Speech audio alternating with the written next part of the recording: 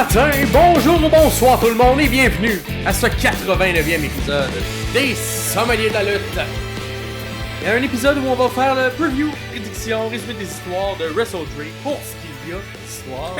Et on va également toucher un peu brièvement, comme d'habitude, un qui le fait mieux, mais aussi l'épisode 2 du documentaire sur Netflix sur Mr. McMahon. Il s'appelle Mr. McMahon, ben oui. Gourou du catch. Fait que le deuxième épisode, on va passer à travers ce qu'on a aimé, ce qu'on a moins aimé. Et l'épisode aussi un peu bizarre parce qu'il va mettre un peu de fact-check dans cet épisode-là. Ouais. Il en manquait un peu. Il manquait de rigueur journalistique là-dedans. Là. Exact. On sentait. On y reviendra un peu plus tard. Ici, Max Perriard et je suis en compagnie du Hulka ou du Pierre Romaniac. Pierre Gaston. Comment ça va, Pierre? Ça va bien, j'ai une grosse soirée hier. J'ai fait 5 heures de route pour aller faire 15 minutes de Joe Canadian Cassie à Québec. Oui, on fait de la route. C'est 2h30, 3h aller, à peu près la même chose pour revenir, mais c'est toujours plaisant d'aller jouer à la Ninkasi à Québec. Donc, merci à la gang de la NIN. Puis, c'est tout. Vraiment, c'est un bon show. Le monde est le fun. Beaucoup de Français. Beaucoup d'Européens en vacances et sur scène, moi je parle vite et je parle fort. Puis les Québécois qui étaient là riaient des jokes et les Français qui étaient là, ou les Européens qui étaient là riaient de mes mimiques. Fait que ça riait en général. C'est ça. Ouais. C'est ça. Mais c'est important. Belle place également, Ninkasi. Oui. Tu vas dans le coin de Québec pour aller voir des jokes. Oui.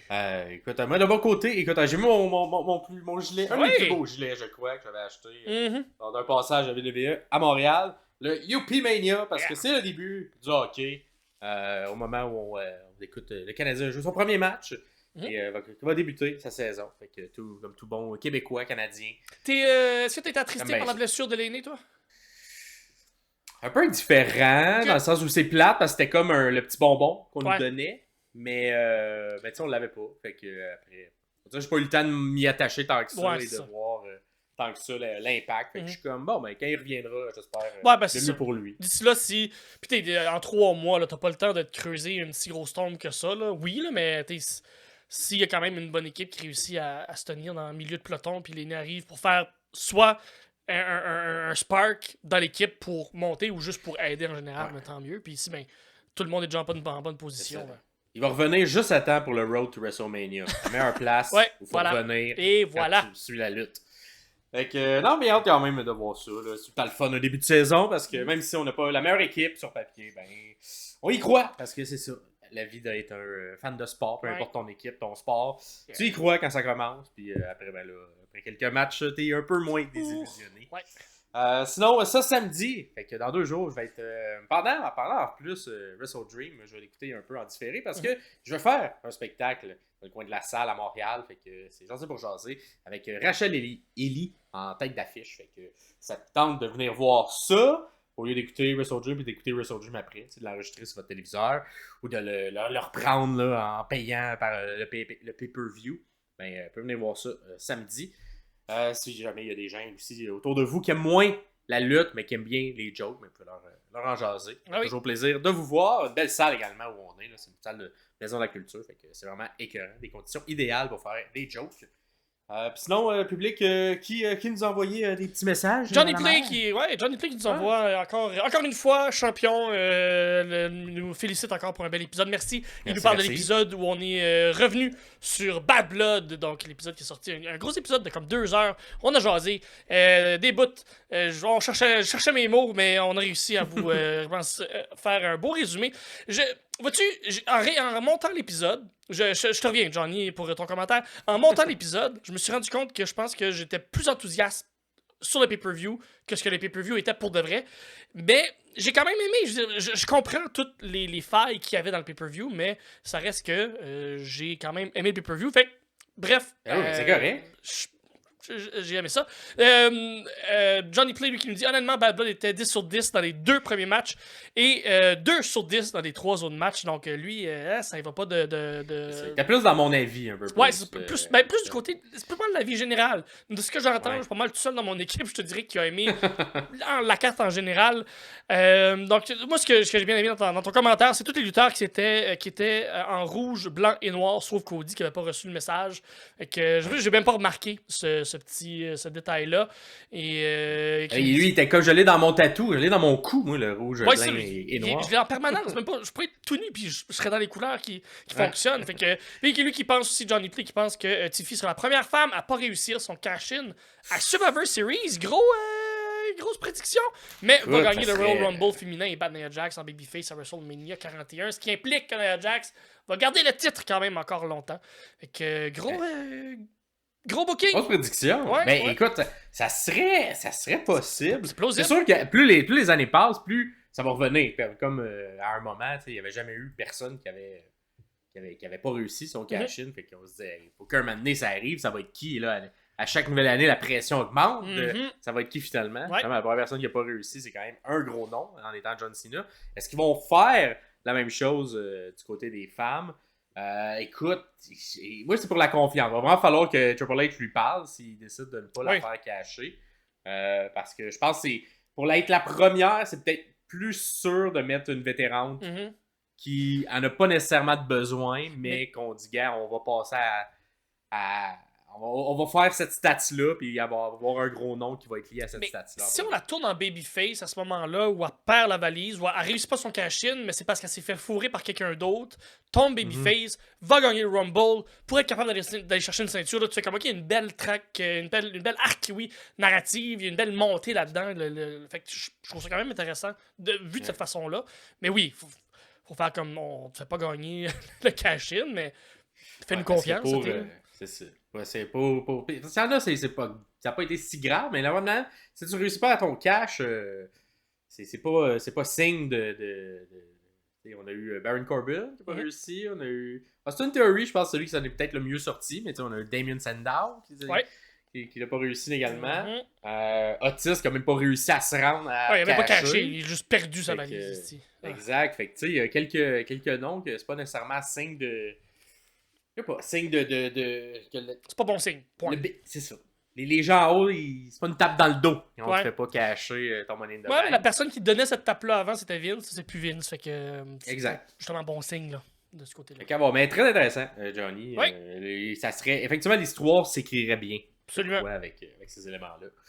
Et on va commencer cet épisode-là avec le qui le fait mieux. Pierre, cette semaine, quoi tu nous as réservé? Qui le fait mieux? Il y a eu beaucoup de changements de personnages dans les dernières semaines. Il y a eu bien du turn, il y a eu bien d'autres... Derniers jours, presque. Les derniers jours, même juste dans la dernière semaine, il y a eu beaucoup de gens qui ont fait comme « T'es gentil, je suis méchant » ou « J'étais méchant, je suis rendu gentil ». Donc, qui le fait mieux dans les turns récents entre Kevin Owens, qui a tourné contre Cody sur les réseaux sociaux, Jon Moxley, qui est devenu un méchant, qui a tourné contre Bryan Danielson dans les dernières semaines. À son retour, en fait, tout de suite, était comme « Je suis méchant !» Ou Roman Reigns, qui, pas plus tard que samedi passé, a fait comme « Mais non, moi, je suis rendu gentil. J'aimerais ça aller aider Cody, que je suis posé détester. Mais non, je vais aller lui donner un petit coup de main. » Fait que, d'après toi, qui l'a mieux fait, qui le fait mieux dans cette optique-là, dans le dernier turn qu'on a vu. Parce que si on pense à Cody, il a tourné pour tout le monde rendu là. Pas autant que Big Show, mais pas loin. Fait que, d'après toi, qui le fait mieux ou qui l'a mieux fait? Écoute, si jamais les gens qui nous écoutent dans le futur, on est en début octobre 2024. Fait que c'est les 3 turns récents. Et écoute, entre Roman Reigns, ça s'est fait de manière organique. Très organique. Et voulu du public. Fait qu'on dirait, tu sais, quand je dis qu'il fait mieux un turn, on dirait ça, c'est comme trop facile. C'est comme genre le public, il te sert ça sur un mais sur un ça devait être écrit comme ça. C'est sûr que c'était écrit comme ça. Là. Sûrement, mais on dirait... On dirait que j'ai un peu de difficulté à mettre l'exécution de ça. OK. Je vais pas mettre John, même s'il y a eu beaucoup, on en a beaucoup entendu parler, parce que ça a été quand même violent comme turn, surtout... Le turn était déjà réalisé, là, mais mettons si on parle que le moment clé, c'est le sac dans la tête, le sac qu'il y a sur la tête. Là. Sac de plastique, fait que je dirais pas que c'est le mieux, vu qu'il y a un peu de backlash. Fait que je vais y aller audacieusement, parce qu'au moment où on tourne l'épisode, on n'a pas encore vu la suite de tout ça. Ouais. Mais je vais y aller avec Kevin Owens. Ouais. On a osé faire leur turn sur les réseaux sociaux. Ouais. C'est quand même audacieux. Je pense à l'époque où on est, ça fonctionne. Oui, surtout pour un gros nom comme ça. On a vu les vidéos, ouais. Fait que la preuve que ça a fonctionné. Et j'ai l'impression qu'on va rapidement expliquer lors de SmackDown et faire un petit package de différentes vidéos de fans. Faut presque que ça soit... Si c'est pas ça qui ouvre, ça sera pas loin dans la carte. Là. Ou on va le teaser jusqu'à la fin. Exact. Et de revoir un Kevin Owens méchant, j'aime pas nécessairement ça. Il était bon, gentil, mais il a toujours été plus efficace méchant. Je suis très d'accord. Kevin Owens, en termes de lutteur, là, on s'entend, là, en termes de kayfabe, j'ai l'impression qu'il peut aspirer à être plus haut sur la carte comme méchant. Je pense que oui. Que comme gentil, je le vois plus un mid-low card. Ouais. Donc, je vais y aller avec Kevin Owens de mon côté. Cool. Mais moi, je vais aller complètement à l'inverse de ce que. John Moxley, je suis un peu à la même place, par exemple, que c'était le temps qui tourne, par exemple. Je pense que le timing c'était frais. Là. C'était frais, mais c'était mûr. C'était le temps qui tourne. Ouais. Moi, je vais aller. À l'inverse, je trouve que Roman Reigns, justement, c'est lui qui l'a mieux fait parce que ça fait tellement longtemps qu'il tient son personnage de méchant. Puis que, tu sais, ça fait comme 1 an où tout le monde l'aime. Tout le monde veut essayer de le supporter, mais continuer à tenir le bateau du méchant dans drette là. Il continuait, puis il savait que c'était ça. Et quand je disais que ça devait être écrit comme ça, ou à son retour, il allait tourner face, c'est parce qu'on le savait depuis 1 an que la réaction là allait être donnée, que oui, ça s'est fait organiquement avec le public, mais pour que ça se fasse organiquement avec le public, c'est parce que l'écriture était bonne dans ce qui venait avant. Fait que c'était tellement bien écrit avant, c'était tellement bien exécuté que organiquement la foule a fait comme. Tu sais, c'est pas un face turn de rébellion du côté de la foule de faire comme hey, nous on veut qu'il soit face, on s'en calisse de votre histoire, on veut qu'il soit face. Non, c'était juste on est rendu là, je pense que naturellement c'est vers ça qu'on veut aller. Ça c'est écrit comme ça, j'ai l'impression. Fait que pour tout le côté organique et smooth, c'était smooth, le slick. Pour le turn de Roman Reigns, moi je pense que le turn récent, le tour récent, ça va être Roman Reigns à mon bord pour la personne qui l'a mieux fait. Et que si vous, c'est quelqu'un d'autre, vous avez pensé à une autre personne, un autre lutteur qui a tourné il n'y a pas si longtemps, puis vous trouvez qu'il a fait une meilleure job que ces 3 messieurs-là, dites-nous dans les commentaires, sans problème. On aime vous lire, on aime vous répondre aussi, faire des petits cœurs, des petits pouces. Merci beaucoup de nous suivre. Et qui le fait mieux? Roman Reigns pour moi, Kevin Owens pour Max Périard, et pour vous, ben laissez-nous savoir. Et on va enchaîner avec notre petite critique / review / 2 gars qui écoutent la lutte depuis un bout, qui connaissent quand même bien l'histoire. Ils vous donnent leur avis sur le documentaire Vince McMahon. Cette fois-ci, l'épisode 2 qui s'intitulait Heat. Fait que Heat, pour ceux qui n'étaient pas là, dans le premier épisode, je fais un tour des différents lexiques de la lutte. Donc, Heat veut dire un peu avoir un peu de chaleur sur soi. Fait que les gens, ils t'aiment pas beaucoup. Ils étaient comme... tu te fais huer, tu fais tout ça. Fait que McMahon, le début du fait qu'on l'aime peut-être un petit peu moins, les premières brides de tout ça, que le public voit le personnage public de Vince se dessiner et quelques backlash face à ça. Donc, je pense que le titre, jamais les titres, c'était bien. Puis celui-là, il était bien aussi abordé. Fait que on a terminé, en fait, le dernier, le premier épisode à l'apothéose, si on veut, de WrestleMania 1, l'arrivée de tout ça et comment Vince est arrivé au pouvoir. L'émotion, moi, que j'avais face au premier épisode, c'était beaucoup axé sur ça a nourri l'historien en moi, puis j'avais comment ça a été, même ça a été raconté. J'en aurais pris plus, mais je trouvais que c'était quand même relativement factuel ce qui nous avait été présent dans l'épisode 1. Alors que le deuxième épisode, là, on dirait la colère a été un peu plus l'épisode, l'émotion que j'ai ressentie à travers ça. Assurément que les gens qui suivent pas la lutte vont pas le voir de la même manière, cet épisode-là. Mais si tu suis bien la lutte, il y a beaucoup de choses qui ont été racontées, de la manière que c'est raconté, que c'est la version que la WWE ou Vince McMahon veut mettre de l'avant dans cet épisode-là. Et qu'il n'y a pas beaucoup de fact-check, il n'y a pas beaucoup de... Ça s'est-tu vraiment passé comme ça ou on prend pour du cash? Les gens qui sont devant nous, qui nous le disent devant nous, qui mentent souvent. Vu que techniquement on s'adresse à une clientèle qui n'écoute pas la lutte, est-ce qu'on peut les bullshiter à ce point-là? Est-ce que l'information va passer? Puis ben non, pas tant. Il y a du monde comme nous qui va l'écouter aussi, qui va faire comme c'est pas certain là, que c'est tout ben correct là, là. Ouais. Fait que on va y aller dans comment tout a été présenté, puis peut-être des segments où j'étais comme j'aurais aimé plus creuser celui-là, moins creuser celui-là. Parce que aussi c'est l'épisode, je trouve que on sent le plus la mainmise de la WWE sur quel sujet aborder, parce qu'on s'entend dans cette période-là, fait que là on est comme années 80, si on veut, là, dans la montée, la grosse montée, jusqu'à fin des années 90 de la popularité de la lutte en général. il y a tellement d'histoires qui, si vous avez écouté Dark Side of the Ring, qui sont dans ces périodes-là, et que là, quand on les mentionne à peine, ou si ou on fait juste pas en parler zéro, puis il y a plein de trucs qu'on aurait peut-être plus creusé si les gens qui étaient derrière la caméra auraient voulu souhaiter, mais peut-être que c'est ça. La WWE avait son mot à dire sur le contenu qui était mis. On commence avec un peu au début la syndicalisation à l'intérieur de la lutte. On a Jesse Ventura qui, à la suite de WrestleMania 1, entre 1 et 2 en fait, se dit hey, ça a comme pas de bon sens, nos conditions de travail. Ouais. On est des gens autonomes, on doit payer nos dépenses, on travaille 7 jours sur 7. Le corps, il peut pas suivre, on a comme pas le choix de se droguer pour s'en sortir. On se fait-tu un syndicat, la gang? Et là, lance un peu ce truc-là dans l'univers, dans les différents lutteurs autour. Et finalement, ça fonctionne pas. Parce que principalement, Hulk Hogan, il fait son snitch. Il va voir Vince, il fait hey, Jesse Ventura, il veut faire un syndicat. Fait que là, Vince, en bon Vince, appelle tout le monde dans son bureau, puis il dit hey, si tu t'en vas à cette réunion-là ou si tu signes ça, t'as plus de job. Oh, wow. Ce qui est un classique de n'importe quel endroit. Si jamais vous avez essayé de vous syndiquer, c'est un peu comme la manière de faire d'un propriétaire qui ne veut pas se syndiquer, qui est illégal également de faire ça. Oui. Fait que, écoute, on n'en parle pas beaucoup dans l'épisode. Je pense que c'est quand même un bloc qui aurait pu être intéressant. Moi, c'est plus le what if. Parce qu'on s'entend, les joueurs de hockey ont réussi à se syndiquer. Les joueurs, tous les athlètes sportifs, en grande généralité, se sont syndiqués. Les acteurs se sont syndiqués. Parce qu'il y en a qui disent ah, mais non, c'est pas du sport. Mais c'est pas grave. Les acteurs ont réussi à se syndiquer. Les scripteurs ont réussi à se syndiquer à Hollywood. Même les cascadeurs ont réussi à se syndiquer. Pourquoi les lutteurs, après tant d'années encore, ne sont toujours pas syndiqués? Alors que je pense dans ces années-là, ça aurait été nécessaire. Ah ben oui, si. Il y aurait eu moins de morts, je pense de lutteurs s'il y avait eu un syndicat. Il y a beaucoup de gens qui sont morts très très jeunes, surtout dans ces années-là. C'était rare que tu dépassais le 45-50 ans si tu étais lutteur dans ces années-là.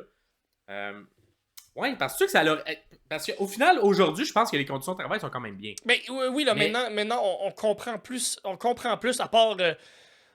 part Stone Cold qui croit pas aux commotions, là, calice. Ouais. En faisant ça après. Ouais, non, c'est ça. C'est plus loin, mais c'est qu'on est plus conscient des répercussions que ça peut avoir la job de lutteur, mais aussi tous les suppléments qui ont été donnés, dont les stéroïdes, là, mais c'est surtout les commotions cérébrales là, qui étaient partie prenante à ce moment-là, mais qu'on savait pas encore que ça avait une si grosse importance. Mais je pense que oui, sur la santé mentale des lutteurs, là, le 7 jours semaine, là, c'est ridicule. 7 jours, lutter 51 semaines à 7 jours semaine dans ton année, puis les lutteurs voulaient continuer à travailler, voulaient continuer à avoir de l'argent. Fait que s'il y avait une blessure, fermez leur gueule, parce qu'ils voulaient pas paraître comme faibles, parce qu'ils allaient retomber en bas de la carte, ils allaient juste perdre leur job. Fait que souvent, ils luttaient blessés, mais ces blessures-là s'aggravaient, puis ça continuait autre chose. Mais si t'es syndiqué, tu sais, comme, je suis syndiqué, je peux pas lutter, je suis blessé, faut que je me guérisse, et c'est ta compagnie qui fait que je suis blessé, fait que c'est ta compagnie qui va payer. Maintenant, les contrats, c'est correct, les compagnies couvrent... Le filet social est mieux pour les lutteurs. Oui, absolument. Je pense que ça a débuté, malheureusement, par des grandes tragédies qui ont fait que ça m'a noté la direction. On y viendra dans les prochains épisodes. Mais je pense que si on avait, lors de WrestleMania, entre le 1 et le 2, commencé à faire ça, je pense qu'il y a beaucoup de choses dramatiques qui arrivent dans le futur avec des lutteurs qui seraient peut-être pas arrivées. Je pense également que la qualité de vie des lutteurs est plus le fun. C'est surtout ça. Parce que tu sais, t'entends le sacrifice en fait que tous les lutteurs font. T'entends un Bret Hart qui dit hey, moi je vois mes enfants 60 jours par année. C'est ridicule. Tout le temps, c'est ridicule. C'est comme ça n'a pas de bon sens. On est dans une époque aussi que ça n'existe pas là, ce qu'on fait en ce moment. Là. Être sur Skype, voir ta famille d'une autre manière. T'es toujours sur la route, tu les vois jamais. Puis quand t'arrives chez vous, t'as mal. Tu te reposes pour vrai parce que tu luttes. Là, c'est ça ta job. C'était quand. Écoute, les gens étaient passionnés, ça c'est certain. Mais à quel point Vince abuse un petit peu de cette passion-là. Et je pense dans n'importe quel domaine où les gens sont passionnés du travail, c'est toujours quelque chose qu'il faut regarder parce que des fois, on est notre propre ennemi à nous-mêmes. Oh, de se dire, De se dire, hey, j'arrêterai pas parce que c'est ça que j'aime faire, Mais maintenant, il faut que tu fasses des pauses dans la vie, même si c'est ça que t'aimes faire. Fait que, très. On n'en a pas beaucoup mentionné. Ça, c'est le genre de sujet, j'aurais peut-être aimé avoir Jesse Ventura. J'aurais peut-être aimé avoir des différents points de vue face à ça. Même Hogan, on n'a pas parlé. Puis c'est lui qui était. Ouais, ben, il en parle en disant, ben oui, j'ai snitché. Ouais, c'est ça, mais pas comme. Il n'y a pas sa réflexion de qu'est-ce qu'il a. Fait que bref. Puis Vince, ben lui, un classique Vince, fait juste dire, ben ça n'aurait pas marché. Si moi je travaille 16 heures par jour, 365 jours par année, tout le monde est capable de le faire. C'est normal. Ouais, c'est ça. Ouais, fuck you aussi. Fait que en tout cas, ça, c'est un des sujets. Ensuite, on a eu. On a très peu parlé, mais WrestleMania 2 qui a été un peu un fiasco. Pas un fiasco financier, parce que je pense que ça a fait du cash. Mais il a été un fiasco au niveau du truc in ring puis du concept de tout ça. Là. On a fait WrestleMania 2 dans 3 villes différentes. Ouais. Puis bon, au niveau technique, on n'est pas allé. Même avec la technologie d'aujourd'hui, ça serait quand même tout un défi technologique. Là. Pour l'avoir déjà fait pour des segments, moi, dans des événements, avoir quelqu'un qui est ailleurs ou essayer de linker 3 trucs audio ou 2 salles qui sont pas ensemble, c'est quand même des gros défis techniques. Fait que de le faire dans ces années-là, dans 3 villes, c'était quelque chose. Fait que bref, on le mentionne très peu. En fait, tous les côtés plus négatifs de la WWE, c'est très passé rapidement. Ah, ben oui. Fait qu'on on le mentionne ça. Fait que on va vraiment rapidement vers WrestleMania 3 qui était, je pense, l'apothéose de la compagnie. Plus gros show, André contre Hogan. Que même là, c'est bizarre comment c'est raconté parce que c'est pas très dans les faits. On dit qu'André a fait une opération. Bon, il y a des historiens comme Pat Laprade qui est déjà venu au podcast qui lui a les reçus des médecins, là, tu sais. Fait que l'opération a eu lieu après. Je sais pas pourquoi Vince et Hogan dit que ça a été avant. Hogan même dit, ben non, il y avait de la misère à se lever d'un corps. Ben, of course, il avait mal dans le dos. Il était full blessé. Fait que André était magané. Mais l'aura de ce match-là, c'est quand même un des meilleurs main events que j'ai jamais eu, le WrestleMania. Mais l'entièreté de la carte aussi est excellente. Là. Il y a le match de Ricky Steamboat qui était éclairant là-dedans. Et le visuel de WrestleMania 3. Tu re-regardes dans le documentaire les images, t'es comme, c'est-tu pas incroyable? Imagine quand c'est la première fois que tu vois ça. Ouais. Fait que t'as jamais vu des stades gros comme ça, remplis avec des lutteurs qui luttent.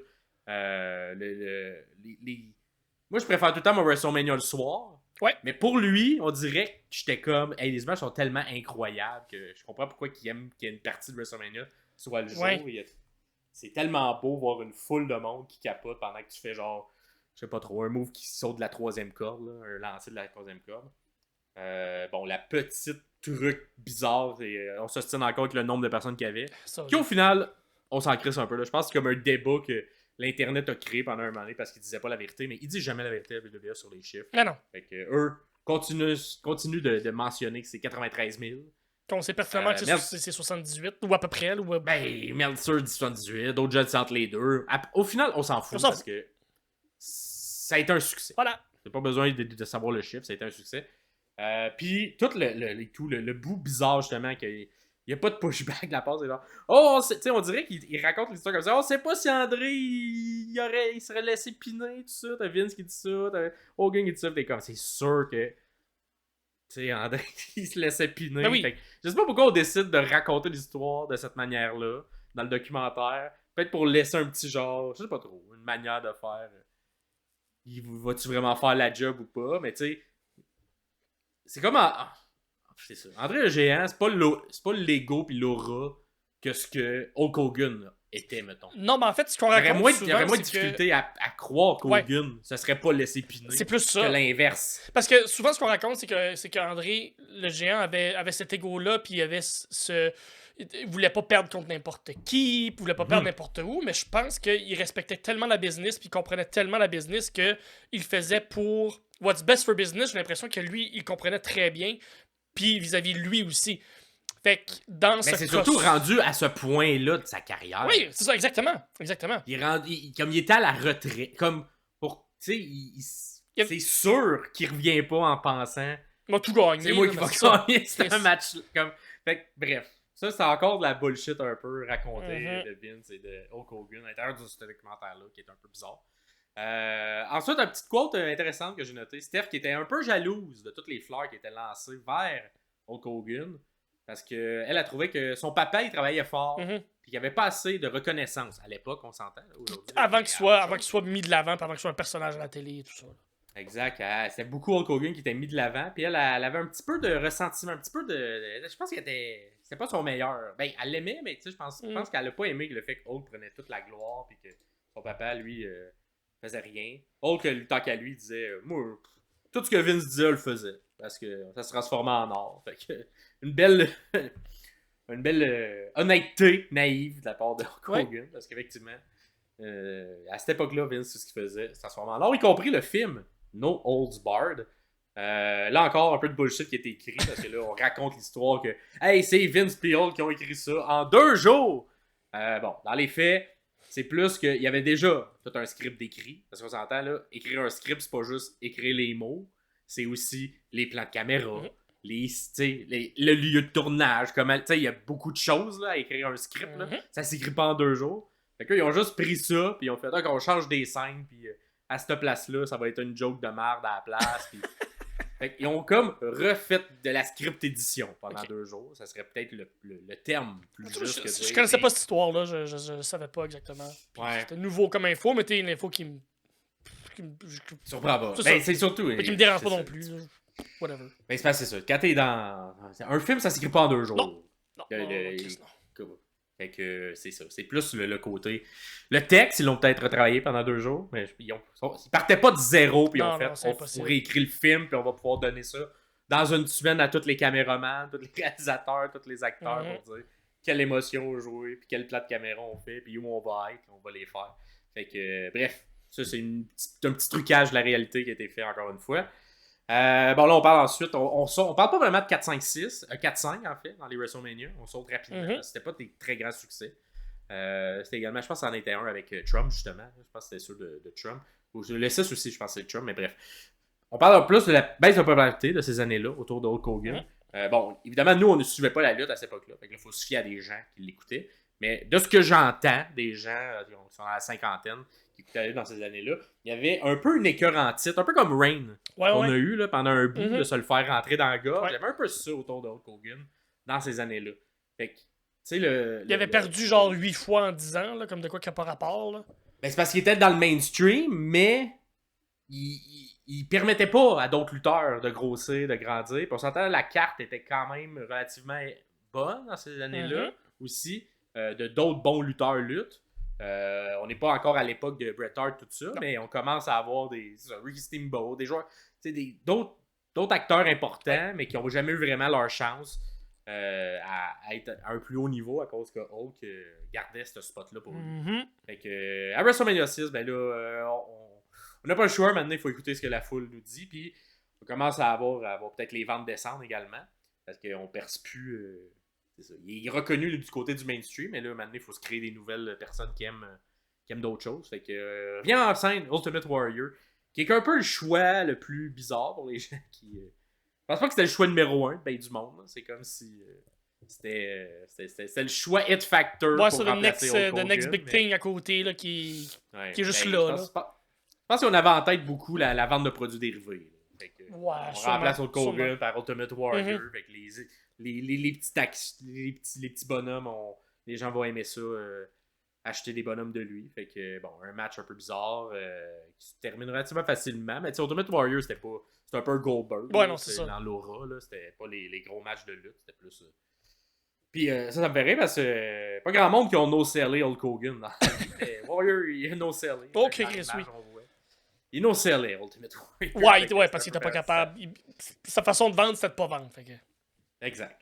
Bref, ça n'a pas tant fonctionné non plus, Ultimate Warrior, parce que là, on peut pas retourner à la stratosphère de Hulk Hogan. Fait qu'à WrestleMania 7, on décide de ramener un peu Hulk Hogan.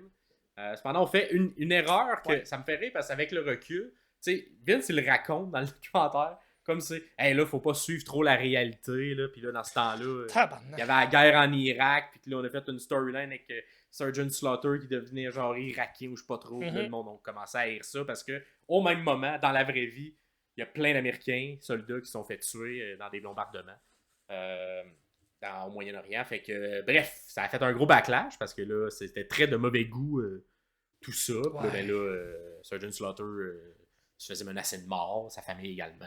Bon, dans un autre... Non, encore. Là, on est dans une autre époque, mais non. Là, il y a encore du monde de nos jours avec les réseaux sociaux qui se font menacer de mort pour des raisons bizarres. Là.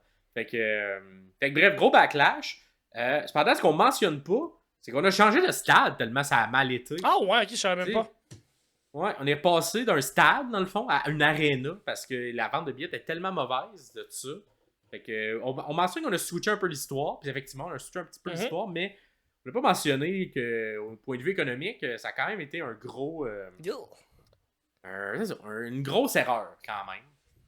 Fait que. Ensuite, bon, brièvement, le début du scandale des stéroïdes est mentionné. Qui est le début du personnage de Mr. McMahon, qui est tout le genre de la fin, mettons, de cette. La fin de tout ça. Le milieu, en tout cas. C'est comme sur plusieurs années, mais ça, c'est comme le premier chapitre du scandale. Fait que, le médecin qui était à la WWF à l'époque, George Saurian, ben, il se fait poursuivre par la fédérale parce que on dit qu'il donne des stéroïdes à ses clients qui n'en ont pas besoin, puis que c'est juste pour. Parce que le stéroïde est comme ça. On est dans une période aussi, ça c'est plus ou moins bien expliqué, mais à une époque c'était légal. Ouais. Ben, c'était légal, c'était juste pas illégal les stéroïdes, comme plein de choses. La cigarette, ça a été ça, je sais pas là. Peut-être que le Red Bull, un jour, dans le futur, sera illégal, mais à notre époque, il l'est pas. Fait qu'on a le droit de faire des pubs de ça, mais peut-être dans le futur, on n'aura plus le droit. Bref, les stéroïdes, c'était ça. Fait que c'est comme un médicament pour traiter certains trucs, tu sais, quand ça va moins bien au niveau de la santé. Mais on s'est rendu compte qu'un des effets secondaires, c'est que tu étais capable de t'entraîner en malade, puis devenir gros, puis que tu n'es jamais fatigué. Fait que t'aider dans ta manière de t'entraîner et de récupérer également de ton entraînement. Fait que là, beaucoup de gens, le sport au complet a été touché par des scandales de stéroïdes. Et la WWE en fait partie également de ces scandales-là. Fait qu'éventuellement, les États-Unis font comme hey, c'est illégal, il y a plein de monde qui meurt à cause de ça, parce qu'ils en prennent trop. Fait que là, il faut qu'ils changent un peu leur fusil d'épaule. Fait que là, c'est comme ça. Fait que là, Vince qui joue, moi j'en ai pris, puis plein de monde en prenait, mais c'était légal dans le temps. Mais là, quand c'est devenu illégal, là, on a tout arrêté de ça, puis bref. C'est un peu cette manière-là. Ce premier chapitre-là, il défend de cette manière-là. De son côté, cependant, Hulk Hogan lui prend une autre approche en disant, il va dans une entrevue et il dit qu'il n'a jamais pris de stéroïdes, qu'il en a pris 3 fois dans sa vie. Puis là, quand il arrive à la caméra, il dit ben non, j'en prenais tout le temps, effectivement. Je sais pas pourquoi j'ai fait ça. Tout le monde a commencé à me détruire par la suite. Puis ça a été au début ça a terni pour la première fois. Il était bon, Hulk Hogan, pour ternir lui-même son image, même plus tard. Puis ce qu'on scandale qui se crée lui-même. Ce qu'on raconte dans le documentaire aussi, c'est que c'est Vince qui lui avait dit vas-y, puis dis la vérité, sois franc avec tout le monde, parce que ça va mieux passer. On va l'oublier plus vite si t'es franc. Puis Hulk Hogan l'a pas oublié. Puis Vince dit une phrase, ça va être là, je paraphrase, mais il dit quelque chose comme faut toujours dire la vérité, faut toujours être franc, faut toujours être transparent. Puis tu fais comme tabarnak que ça cache quelque chose, cette phrase-là, que c'est pas. Venant de lui, là, c'est tellement pas ça, là. Non, c'est ça. C'est plus dire. Je pense que la bonne phrase qu'il aurait pu dire, c'est si tu le sais que c'est 100% certain que tu te fais pogner, défends-toi avec la vérité. Plutôt que de te défendre avec la bullshit. C'est plus ça. Bref. Le premier chapitre à ce scandale-là, il y aura beaucoup de chapitres au scandale des stéroïdes. Celui-là, c'est ça. Je pense que celui-là, assez d'accord, cependant, avec la version de Vince. Dans le sens où c'était légal, il y en avait partout, fait que t'es comme sur faire. Même lui, il en prenait, puis qu'on poursuit ce docteur-là qui faisait des prescriptions pour en donner, pour en vendre par la suite. C'est ça qui était illégal. C'était pas le fait d'en avoir, c'était le fait de. T'étais un médecin, puis ton seul but c'était d'être un pusher, et non pas d'être un médecin. Fait que c'est ça le problème. Au même moment, cependant, Vince, bon timing, il se fait une fédération de bodybuilder, une fédération, je sais même pas comment appeler ça, un show de bodybuilder payé par pour faire comme de la je sais pas, pour faire de l'entertainment mais de bodybuilding. Il voulait rendre mainstream le bodybuilding. Ouais, parce que Vince est un gros fan de bodybuilder là, c'est ça. Fait que, bon, ça c'est mort en même temps, parce qu'il y avait le scandale des stéroïdes, puis là, s'il y a bien une place qu'il y avait des stéroïdes à cette époque-là, c'était bien à cet endroit-là. Fait que c'est mort dans l'œuf, mais c'est ça. Ce qu'on dit, c'est que c'est mort à cause de tout ça. Bon, au final, pour tous ceux qui suivaient le produit à cette époque-là, c'était vraiment dégueulasse, là, ce show-là, parce que c'est genre, tu sais, les lutteurs, mais mettons, tu sais, on sait c'est quoi la différence entre un lutteur qui est bon en acting et un qui est pas bon. Puis de nos jours, c'est presque très difficile, en fait, de te rendre haut si t'es pas un minimum acteur dans ta manière de vendre, tout ça. Mais là, il a comme voulu recréer ça avec des bodybuilders. Mais les bodybuilders, ils sont bons pour être musclés. Ils sont pas nécessairement bons pour être acteurs. Fait que le show était n'importe quoi. Là. Il demandait à des bodybuilders de faire des scènes genre de théâtre. Puis, en tout cas, ça, je sais pas comment il aurait fait pour que ça fonctionne éventuellement. Peut-être qu'il y a une réalité qui existe dans un autre univers où le bodybuilding est aussi populaire que la lutte, mais bon, c'est pas la nôtre, clairement pas. Bon, là, il y a le journaliste Mushnick qui, je pense que c'est dans le New York Times qui écrivait. Et lui, clairement, il l'aime pas, Vince McMahon. Non. Lui, je pense, tout ce qu'on ressent sur Vince, lui t'es genre, ce style-là, il va pas s'en sortir. C'est un mauvais humain. Fait que tout ce que je peux pitcher dans sa direction, je vais le faire. Même si j'ai pas tant de preuves, je vais tout le temps pitcher tout sur lui pour le faire chier puis pour y mettre mauvaise presse, clairement. Fait que, tu sais, tout le monde l'haït. Tout le monde qui est dans le documentaire, à part Schnick, qui est dans le documentaire. Ça, c'est le fun qui était dans le documentaire, cependant. C'est rare qu'il y avait un ennemi dans le documentaire. Fait que lui, c'en est un. Mais tout le reste disent qu'on l'haït tout le monde, Schnick, parce qu'ils disent pas vrai, puis nanana. Fait que, bref, je pense que c'était quand même vrai, mais la manière qu'il le faisait, c'était peut-être pas la meilleure manière. Ou en tout cas, bref, c'est la meilleure manière. Je sais pas si c'est la meilleure manière, mais clairement, il mettait de l'avant des choses qui n'avaient pas beaucoup de preuves. Il lançait beaucoup de lignes à l'eau, disons. C'est ça. Mais en même temps, il recevait des trucs. C'est juste qu'il fallait que tu te back avec un peu plus de preuves avant d'aller sortir ça dans les médias. Fait que lui, il écrit beaucoup de choses sur la compagnie. Fait que, évidemment, le scandale des stéroïdes.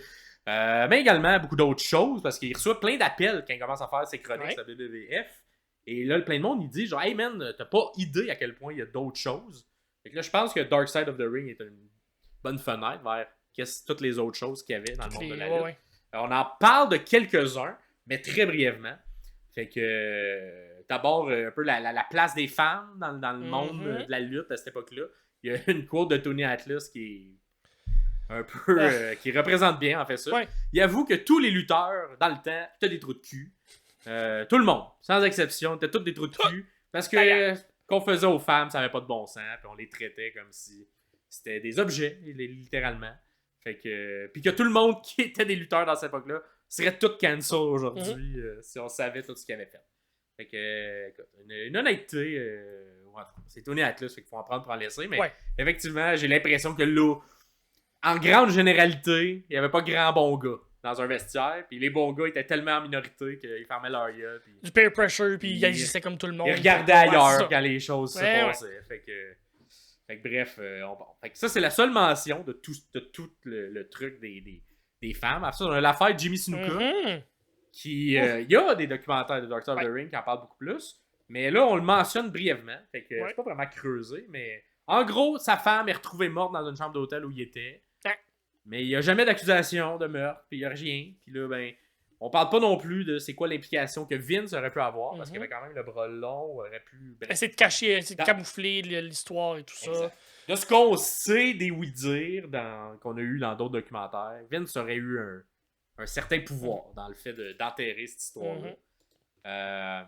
Mais c'est un autre truc de, hey, une femme s'est fait tuer, puis rien, genre. T'imagines la famille, à quel point ça doit être terrible. Il n'y a rien qui a suivi ça. Bref, fait que ça, c'en est une qu'on effleure très rapidement encore. Ensuite, un qu'on creuse un peu plus, c'est le Ring Boy Scandal. Fait que en fait, c'est les gens qui étaient engagés localement, disons, à chacun des endroits. Certains étaient locaux, mais certains suivaient aussi la Fed. Ils étaient sur la route pour aider à monter le ring et monter les setups et tout ça, là, travailler comme exact. Fait que c'est comme des... genre, si on veut. C'est ça. C'est le genre de technicien, mais beaucoup étaient soit aspirés à être lutteurs. Des jobs étudiants. Non, mais des jobs étudiants. Oui. Mais, 16 et 19 ans, mettons, en majorité. Et la personne qui s'occupait des engagés, je pense que c'était Terry Garvin ou Mel Phillips. J'ai aucune idée. Un des deux, mais qui était le ring announcer. Lui, s'occupait de ce job-là. Mais lui, il était clairement pédophile parce que, écoute, là, de manière très ouverte, tout le monde le dit qu'il était pédophile.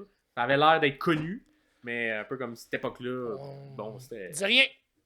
On disait rien, on faisait ça. Fait que un qui était producteur, un qui était le ring announcer. Fait que Terry Garvin, Mel Phillips. Fait que... Et là, on a également, à travers tout ça, Pat Patterson. Et là, Pat Patterson est un Montréalais, quand même une grande histoire dans le truc de la lutte. Fait que là, écoute, je vais en prendre quand je vais en laisser, parce que la manière qu'on parle des deux autres versus comment on parle de Pat, c'est deux trucs complètement différents. Parce que les deux autres, c'est comme aucun doute, c'était des pédophiles. Et Pat, il était gay, il était ouvertement gay, et toute sa vie, puis dans un monde aussi un peu spécifique. Tu n'aurais pas l'impression qu'il pourrait être ouvertement gay dans le monde de la lutte, mais il l'était. Fait que je peux comprendre que peut-être, là, c'est évidemment, je n'étais pas là, rien, mais ce que j'entends de l'histoire de Pat Patterson, c'était peut-être plus, on l'a mis dans le même bateau parce qu'il était gay, parce qu'à cette époque-là, ben, pédophile puis gay, c'est la même chose, dans la tête de gens qui sont homophobes. Et peut-être que les personnes, les victimes alléguées, parce qu'il y a eu quand même une victime alléguée qui a nommé que Pat était une des personnes qui était victime d'eux. Fait que, est-ce que c'est ça. Quelle était l'affaire, quelle était l'implication de Pat Patterson dans tout ça? De tout ce que j'entends, que je lis, que je vois, également des entrevues que je vois avec des gens qui l'ont côtoyé, avait l'air d'être de plus, c'était des jokes, qu'est-ce qu'il faisait. Évidemment, des jokes de mauvais goût, des jokes d'une autre époque, des jokes de peu importe, mais beaucoup de self-deprecation, fait que des jokes sur soi parce qu'il est gay. Puis évidemment, les gens qui sont homophobes, ben, ils peuvent le voir comme une attaque. La pipe un petit peu plus. Fait que, il va un petit peu plus loin avec ces gens-là parce que justement, ils sont homophobes. Fait que, puis il y a beaucoup de gays aussi de cette époque-là.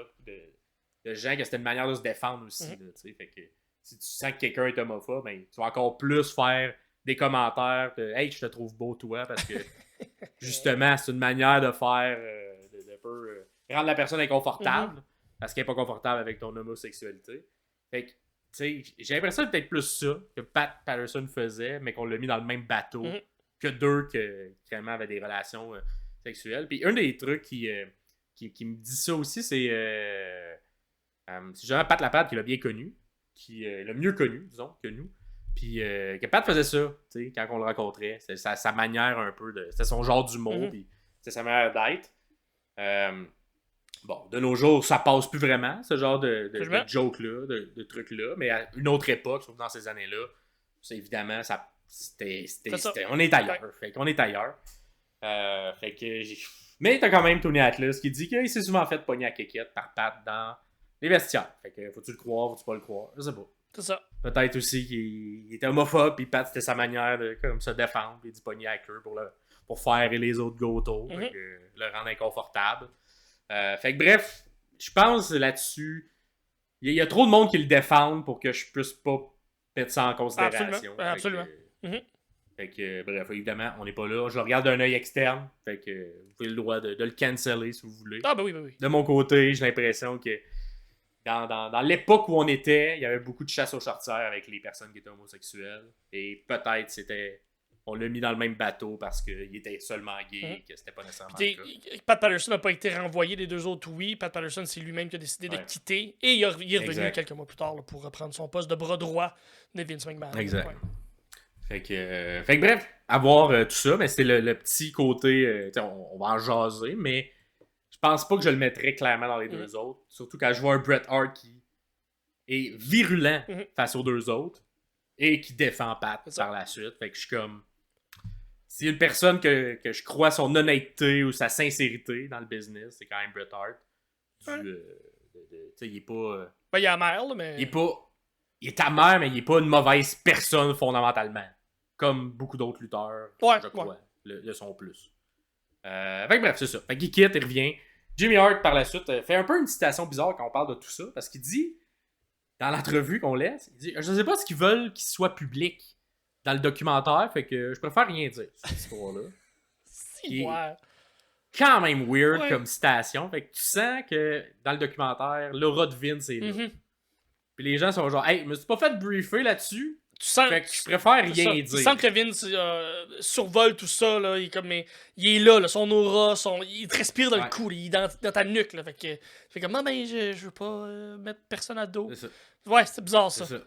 Fait que ça je trouve que la citation s'en fout, mais ça parle plus de à quel point Vince a un pouvoir très important dans beaucoup de monde, y compris. C'est ça. Ensuite, on a les fameuses accusations de Rita Chatterton. Que Vince nie encore aujourd'hui. Il dit que tout ça a été fait avec consentement. Et là, ça, c'est le bout peut-être intéressant que si j'avais fait le montage de l'épisode, j'aurais peut-être mis ce qui se passe en ce moment avec ce qui se passait avec elle. Parce que tabarouette que ça avait l'air de la même manière d'opérer. Copier-coller, Copier-coller de Vince qui dit non, on était un couple, ce qu'on faisait comme relation, c'était avec consentement, alors que c'est la même défense qu'il y a présentement avec Madame Grant. Et puis là, il ajoute une phrase bizarre aussi qui disait puis si c'était un viol, même si c'était un viol, là, c'était trop tard pour me poursuivre pour ça. Elle avait perdu genre son moment. T'as tout le temps comme un certain laps de temps pour poursuivre quelqu'un. Fait qu'elle avait perdu ça. Fait que ça, pourquoi tu dis ça si tu te sens pas coupable? En tout cas, c'est weird de dire cette phrase-là. Et lorsque, temporairement, ça a été levé, ce statut de limitation-là, dans l'État de New York, suivant tout ce qui s'est passé avec le MeToo, hashtag MeToo qui était relativement très présent en Occident.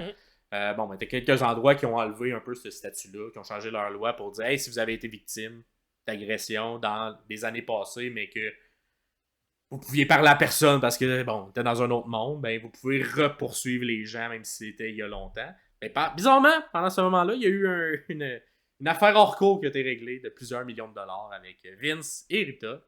Et c'est ça.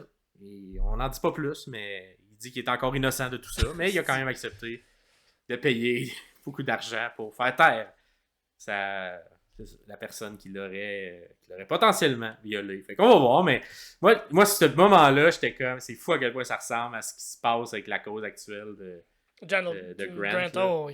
Oh oui. C'est ça. C'est flagrant, on dirait, c'est la même procédure qui a fait. C'est souvent ce qui arrive avec des sociopathes, du monde qui ont de l'abus de pouvoir comme ça, vont le faire une fois, se feront pas pogner, 2 fois, se feront pas pogner, 3 fois, se feront pas pogner, puis la fois où ils se font pogner, ils sont comme, ben là, parce qu'il y a de fois en fois, ils prennent moins de précautions, ou ils ont oublié certains détails, ou fait que là, ben, à un moment donné, ils font comme, là, j'ai jamais été accusé, c'est jamais été de ma faute, pourquoi là, ça serait de ma faute, puis là, ben, ils sont comme, ben, même s'il y a toutes les preuves contre moi, ben, c'est pas moi pareil, comme, ça rentre pas dans leur tête, parce que ça a toujours fonctionné, leur façon de faire. C'est fantastique. C'est pas fantastique, mais je trouve ça fantastique de voir comment un cerveau comme ça fonctionne. C'est aberrant, oui, mais c'est comment fascinant. Le pouvoir peut aussi, je sais pas, à quel point tu peux t'en permettre avec le pouvoir, puis qu'on dirait, il y a de quoi, c'est ça. On dirait que c'est le pouvoir qui corrompt. Quand même un peu ça dans la vie. Je sais pas, t'en parleras à le super artiste là, Sean Combs, tu lui parleras voir si le pouvoir il a pas monté en tête, lui. Ouais. Ben, du bon, ça arrive. Fait que c'est ça. Bovin, c'est ben, c'est ça. L'accusation de Chatterton, je pense, aurait été plus. J'aurais fait de la réalisation du documentaire pour mettre vraiment les deux en relief parce que je trouve que c'est un copier-coller de la manière que Vince. C'est fait accuser à l'époque et maintenant se fait accuser de la même manière, mais là on a tous les détails là, avec la poursuite, fait que bref. Par la suite, ben, on est en ligne vers le 2e chapitre des stéroïdes, fait que là, on poursuit directement Vince McMahon, le fédéral le poursuit parce que selon eux, il distribue lui aussi des stéroïdes à ses lutteurs et Vince, là-dessus, il se bat farouchement. Catégorique, il n'a jamais vendu aucun stéroïde. Jamais vendu rien. Et là, au même moment, ben, Hulk Hogan part, parce que là, c'est ça, le film, c'était comme une manière de le garder un petit peu plus longtemps. Finalement, il part, il fait la promesse à Vince que jamais il va aller contre lui. Mais évidemment, c'est Hulk Hogan. Un autre un peu, il n'y a pas trop... Un autre trou de cul, fait qu'il décide, il rencontre Eric Bischoff pendant qu'il tourne un de ses films. Eric Bischoff, il fait un deal, ben trop gros, qu'il peut pas refuser. Et il s'en fout finalement de sa loyauté envers Vince, parce qu'il signe le contrat et il s'en va à la compétition, la WCW. Et ça se termine là-dessus, mais ça se termine aussi avec Shane qui dit que pour lui, encore aujourd'hui, on n'a pas le droit d'en parler à la table. Wow. C'est tabou le fait que Hulk Hogan a trahi Papa Vince pour s'en aller de l'autre côté. Parce que ça l'a fait mal à Vince. 30 ans plus tard, on n'a encore pas le droit d'en parler. Non, pas le droit d'en parler parce que ça a été tough. Puis dans le documentaire, Vince, il le met très cérébral. Là. Il est genre comme, bah non, c'est genre, c'est un move de business. Tu sais, il parle pas vraiment le côté que ça l'a affecté. Mais quand on entend tout le monde autour, pas mal sûr qu'il a dû sacrer, pitcher, casser quelque chose dans son bureau. C'est certain. Quand il a vu que ça arrivait, en même temps que ça arrivait, en même temps que son procès, et qui va pas aller contre lui du côté des témoins du fédéral, du FBI. Hulk Hogan! Hulk Hogan. Ben, Terry Hogan, son vrai nom. Pas Hogan, mais je me souviens plus de son nom. Bref, son nom. Fait qu'il il s'en va contre son ancien boss, il vient de signer vers la compétition, et là, la magie de la lutte, c'est ça. Le flou entre la réalité et la fiction est qu'il était-tu pas incroyable à ce moment-là? Genre, le FBI poursuit, en tout cas. Bref, il y a des affaires dans la vie que je suis comme... C'est trop gros, c'est trop intense, ça n'a pas de bon sens qu'ils font de la fiction en même temps que tout ça se passe. Mais c'est ça qui fait qu'on aime la lutte, tant qu'à moi. C'est ce flou-là qui peut tout le temps arriver et qui va peut-être arriver ce week-end avec Wrestle Dream. Ouais! Wrestle Dream. Fait que, évidemment, hein, pour le deuxième épisode de Vince McMahon, ben, dites-nous si vous avez apprécié, s'il y a des choses qu'on n'a pas parlé, dites-nous dans les commentaires, vous pouvez liker. Et si vous tombez là-dessus, puis vous avez jamais écouté un épisode de lutte, mais que ça vous a intéressé le documentaire, ben dites-nous comment vous avez trouvé ça. Absolument. Parce que nous, on connaît la lutte un peu plus, fait qu'on peut avoir un avis.